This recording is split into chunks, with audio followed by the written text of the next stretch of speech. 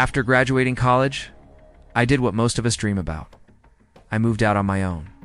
I was 24, hungry for independence, but also broke, like instant noodles and free Wi-Fi broke. So when I found a cozy studio in the Bronx listed at $800 a month, way below the $1,100 average a month I was seeing, I jumped at it. The listing said simple, quiet, for a single occupant. It sounded perfect. Too perfect, maybe. The apartment was on the third floor of a narrow, aging walk-up. No elevator, no doorman. The hallway smelled like damp concrete and old onions. The unit itself was fine. Worn linoleum floors, stained walls, single barred window facing the alley. The bathroom door didn't lock, and the overhead light buzzed like it was trying to warn me. The landlord casually said, "Don't lose the key," replacing the locks a whole thing. I nodded. I didn't care. I had a place. It was mine. That first night, I ordered a pizza, watched some YouTube, and started unpacking. My mattress was still rolled in plastic, so I just laid out a blanket on the floor. Everything felt quiet. Around midnight, I heard the closet door creak. I looked. It was slightly open. I opened it earlier, probably just didn't close it right. I said to myself, got up and shut it. Hard. Didn't think much of it. Not yet. The next night, I came back from a job interview, tired. I microwaved leftover pizza, set up my little laptop on a crate, and tried to wind down. The hallway light outside kept flickering again, and this time, I was sure I heard movement inside the apartment. I paused the video and listened. Silence. Then, a breath. Not mine. Close. I managed to mutter out.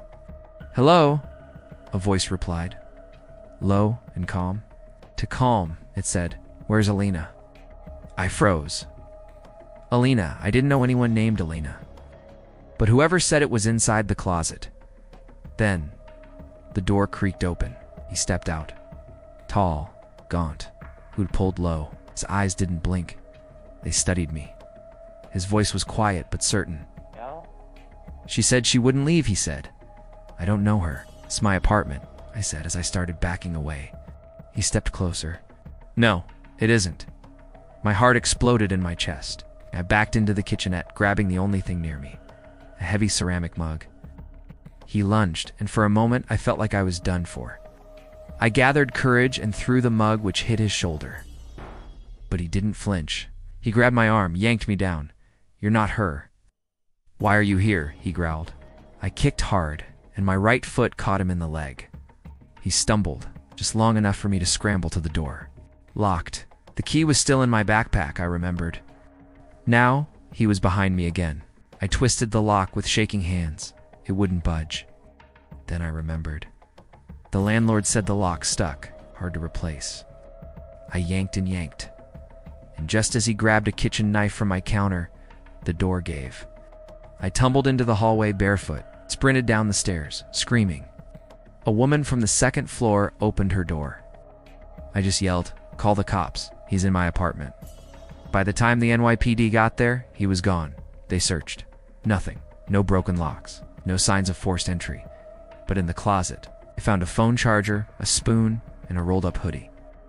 Looks like he'd been sleeping in there. Maybe for days. An officer would tell me.